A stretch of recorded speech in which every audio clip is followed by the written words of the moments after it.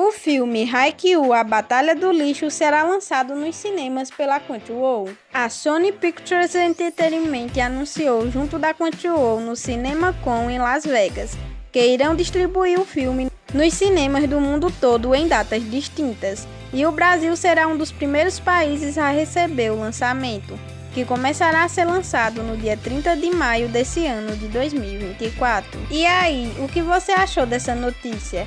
E a informação foi vista no site crunchyroll.com. Se você gostou do vídeo, deixe seu like, comenta, compartilha e me segue, que eu tô sempre por aqui, trazendo informação e recomendando anime para você assistir.